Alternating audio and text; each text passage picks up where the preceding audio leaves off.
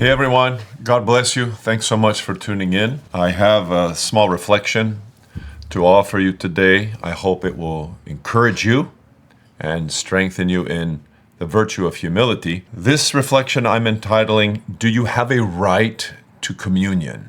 I'm using this occasion to help you think about the way that you approach in the liturgy to receive Holy Communion. I'll tell you, when I was a brand new priest, I was visiting another parish, and I was concelebrating with the pastor of that parish. And it happened to be also a day on which the local bishop was there. And we were celebrating the liturgy, and the priest had told me about a pastoral problem that he had with one of his parishioners, in which, unfortunately, a man was really out of his mind and behaving in an unfortunate way.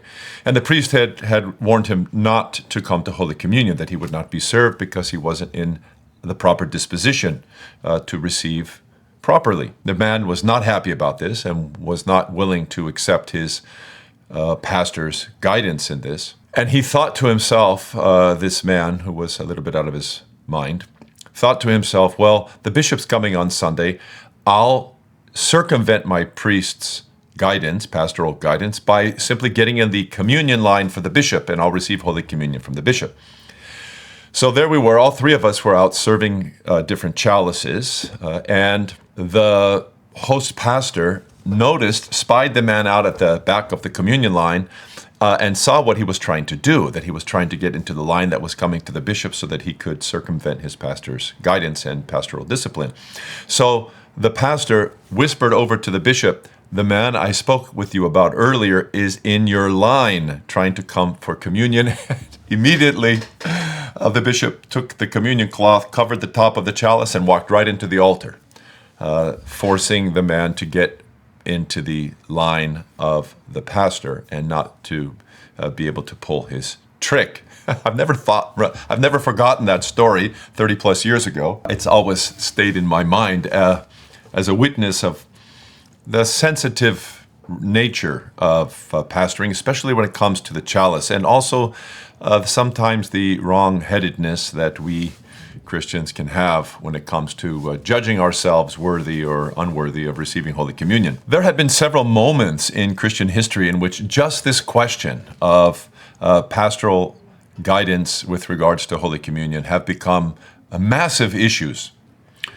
One of those circumstances, one of those historical moments, took place in the 3rd century, and it involved the great patriarch of Antioch, whose name was Babylas, Saint Babylas, an incredible saint of the 3rd century and a martyr. And if you're familiar with the life of St. John Chrysostom, who lived in the same town 100 years later, you'll know that St. John dearly loved St. Babylas, and cherished his memory and his witness for the Church of Antioch, and wrote about Babylas. In fact, one of the apologetic treatises that St. John Chrysostom wrote, defending Christianity, is called On Blessed Babylas and Against the Pagan Greeks. And in this treatise, he describes the conflict that St. Babylas had in the 3rd century over the distribution of Holy Communion, and especially with an emperor in the middle of the 3rd century. This emperor is not named in the treatise, but most scholars suggest that the emperor was Philip the Arab. This is in the middle of the 3rd century.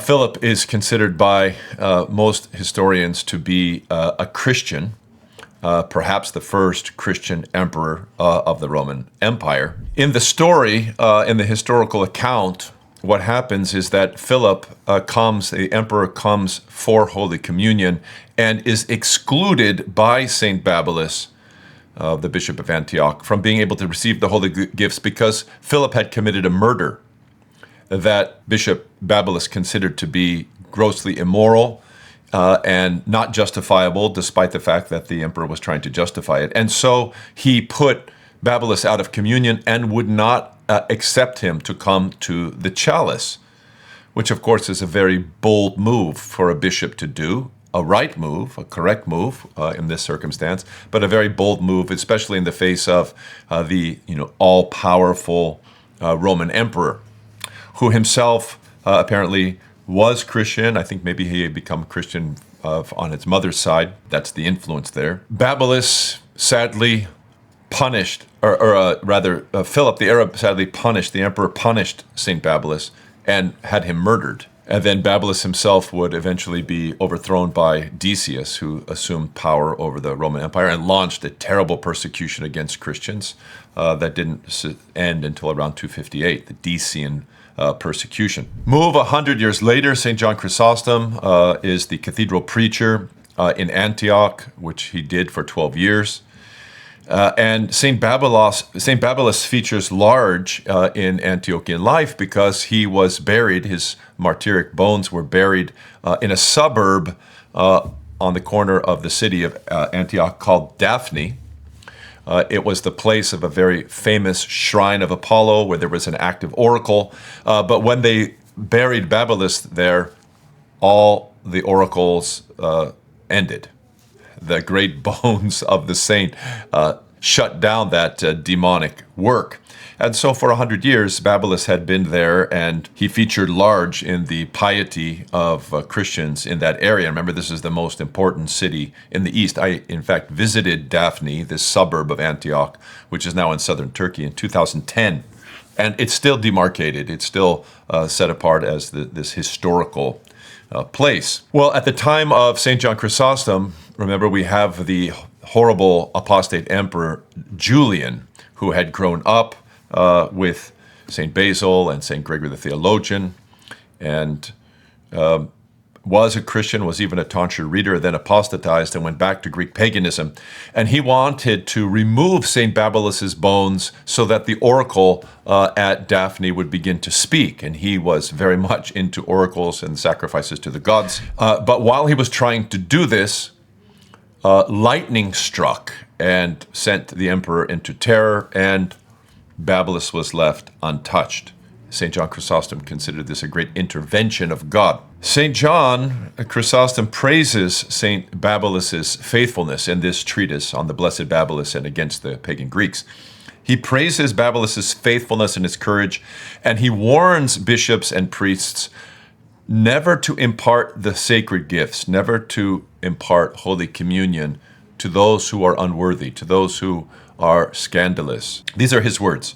He says, Babylas showed that one appointed to the priesthood is a more responsible guardian of the earth, and what transpires upon it than one who wears the purple, than the emperor himself, and that the magnitude of priestly power is not to be diminished, but one's life is to be surrendered sooner than the authority which God has assigned to this office from above is surrendered. For he who dies in this way could benefit everyone after death. This is, of course, exactly what he's saying St. Babylas did, who is the model of defending the authority of Christ and the laws of the church, even in the face of the most powerful politician. Politicians must obey the church, not vice versa. For he who dies in this way could benefit everyone even after death, whereas he who abandons his post not only benefits no one after death, but even while alive weakens most of those under his command. Here he's describing what would have happened if Babylas had become a compromised bishop or a compromised priest who shakes at the presence of some politician, some senator, or some president. Aren't we familiar with these scenes? These scenes have dotted American life in recent decades, where a politician who is most definitely, according to the standards of his own church, unworthy of receiving, and yet does. For he who dies in this way could benefit everyone even after death, whereas he who abandons his post not only benefits no one after death, but even while alive weakens most of those under his command, and becomes an object of scorn and ridicule to the pagans. And when he departs this world, here he's describing the priest who unfaithfully serves communion to those that he should not. He will stand at the judgment seat of Christ with much shame and dejection, and from there the powers assigned this task will drag him and carry him off to the furnace. Lord have mercy, I'm hiding. St. John Chrysostom on the importance of guarding the chalice. Chrysostom elsewhere describes that the proper guarding of the chalice, the proper vetting of those who are prepared properly to receive Holy Communion, is the is under the purview of the deacons. If you want to read more about this, you can read in the 82nd of his sermons on the Gospel of Matthew, where Chrysostom addresses the deacons directly and says that it's necessary for them to hinder from communion anyone who approaches unworthily, even the emperor, since the authority of the church is greater than the imperial authority. And then St. John Chrysostom says this marvelous word. But if thou darest not to do it thyself, if it's too much for you as a deacon to stop them, bring him to me. I will not allow any to dare do these things. I would give up my life rather than impart of the Lord's blood to the unworthy, and will shed my own blood rather than impart of such awful blood contrary to what is meet. There you have it, from the Golden Mouth himself, one of the three great holy hierarchs of the church. You know, this 3rd century scene that led to St. Babylas' martyrdom, as glorious as it is also a witness to the rise of the church in the 3rd century. The church is growing like crazy. Here we have an emperor, Philip the Arab, who is quite probably the first of the emperors to profess Christianity, although there's a lot of obscurity around his life. And yet, in the standoff between the emperor and Babylas ends up a martyr. Fast forward 100 years. Emperor Theodosius is now on the throne.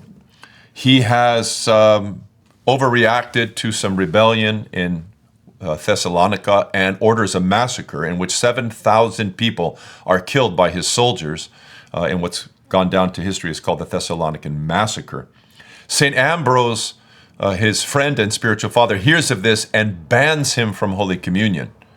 Theodosius comes and is not allowed in the church and is made to do penance.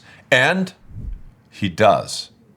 100 years later, the emperor, in a similar circumstance, doesn't martyr the bishop. He accepts the supreme authority of the church over the civil realm and with regards to the sacraments, and humbles himself, follows his spiritual father's direction, repents, and is reconciled to the church and reinstated in communion, and in fact becomes a saint. Theodosius the Great, we call him Saint Theodosius the Great, this pious emperor. Dear ones, I present these examples to you for encouragement, to answer this simple question. Should we ever imagine that we have a right to Holy Communion? Should we even use that language? It's most inappropriate. We have no right to Holy Communion. We of all people are most unworthy of receiving.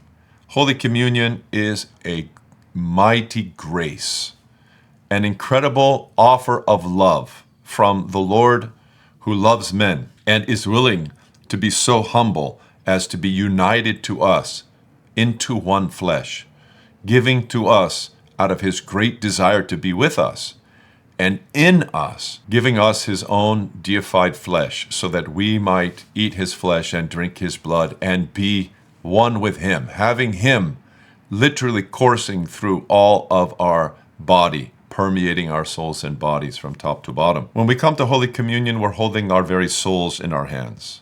We come by the blessing of our bishop, according to the church's guidance concerning reconciliation and confession and fasting and participation in the service.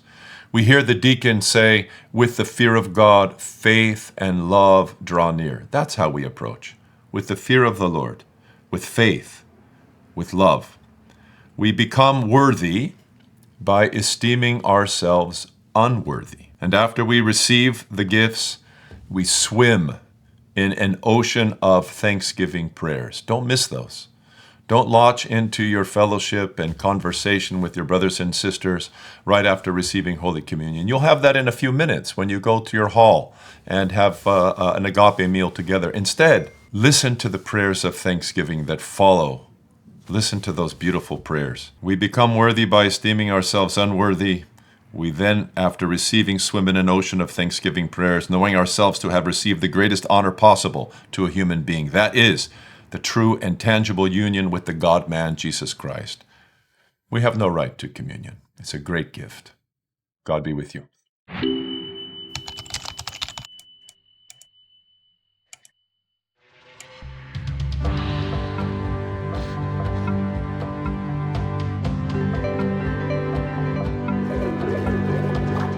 A blessed Lord's Day to all of you, brothers and sisters.